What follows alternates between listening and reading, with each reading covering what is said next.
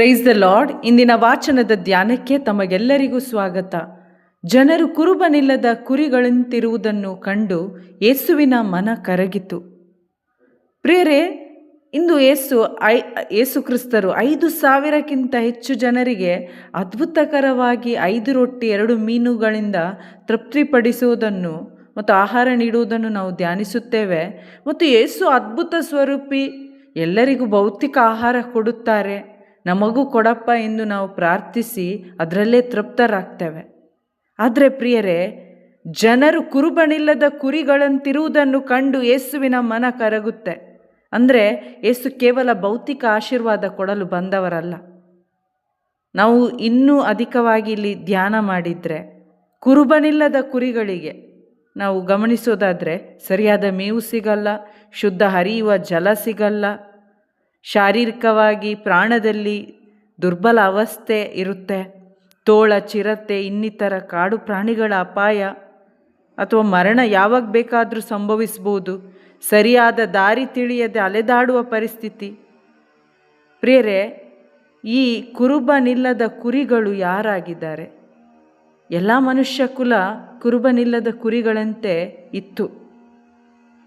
ಪ್ರಿಯರೇ, ಯೇಸು ಕ್ರಿಸ್ತ ಎಂಬ ಒಳ್ಳೆಯ ಕುರುಗಾಯಿ ಇಲ್ಲದ ಎಲ್ಲ ಮನುಷ್ಯರ ಆಧ್ಯಾತ್ಮಿಕ ಪರಿಸ್ಥಿತಿ ಇದೀಗಾಗಲೇ ಹೇಳಿದಂತೆ ಆ ಕುರಿಗಳ ಪರಿಸ್ಥಿತಿಯಾಗಿತ್ತು. ಆತ್ಮಿಕ ಆಹಾರವಿಲ್ಲದೆ, ಶುಭ ಸಂದೇಶವಿಲ್ಲದೆ, ಶುದ್ಧ ಜಲವಿಲ್ಲದೆ, ಅಂದರೆ ಸರಿಯಾದ ದಾರಿ ತಿಳಿಯದೆ, ತಪ್ಪು ಆಲೋಚನೆಗಳು, ತಪ್ಪು ನಿರ್ಧಾರಗಳು ತೆಗೆದುಕೊಂಡು ತಮ್ಮನ್ನೇ ಗಾಯಪಡಿಸಿ ಎಲ್ಲ ರೀತಿಯಲ್ಲೂ ದುರ್ಬಲವಾಗಿರುವ, ರೋಗಗ್ರಸ್ತವಾದ, ನಿತ್ಯ ಮರಣಕ್ಕೆ ತುತ್ತಾದ ಪರಿಸ್ಥಿತಿ, ಸೈತಾನನ ವಶದಲ್ಲಿರುವ ಪರಿಸ್ಥಿತಿ ಎಲ್ಲರದಾಗ ಆಗಿತ್ತು. ಹೌದು ಪ್ರಿಯರೇ, ಇಡೀ ಮನುಷ್ಯ ಕುಲ ಈ ದುಸ್ಥಿತಿಯಲ್ಲಿತ್ತು. ಆದರೆ ದೇವರ ಅಪಾರ ಪ್ರೀತಿ, ದೇವರ ಹೃದಯ ನಮ್ಮೆಲ್ಲರ ವಿಷಯವಾಗಿ ಕನಿಕರದಿಂದ ಕರಗಿತು. ತಮ್ಮ ಏಕೈಕ ಪುತ್ರನಾದ ಯೇಸು ಕ್ರಿಸ್ತರನ್ನು ಪಾಪದ ಮೂಲಕ ಬಳಲುತ್ತಿದ್ದ ಕುರಿಗಳಂತಿದ್ದ ನಮ್ಮನ್ನು ರಕ್ಷಿಸಲು ಯೇಸು ದೇವರಾಗಿದ್ದರು ದೀನ ಮನುಷ್ಯನಾಗಿ, ಒಳ್ಳೆಯ ಕುರುಬನಾಗಿ ಈ ಲೋಕಕ್ಕೆ ಬಂದರು. ಅದಕ್ಕಾಗಿ ಯೇಸು ಇಲ್ಲಿ ನಾವು ನೋಡ್ತೇವೆ, ಮೊದಲು ಜನರ ಗುಂಪನ್ನು ನೋಡಿದಾಗ ಅವರ ಮನಸ್ಸು ಕರಗಿತು, ಹೃದಯ ಕರಗಿ ಅವರಿಗೆ ಸ್ವರ್ಗ ಸಾಮ್ರಾಜ್ಯದ ಅನೇಕ ವಿಷಯಗಳನ್ನು, ಶುಭ ಸಂದೇಶವನ್ನು ಉಪದೇಶ ಮಾಡ್ತಾರೆ.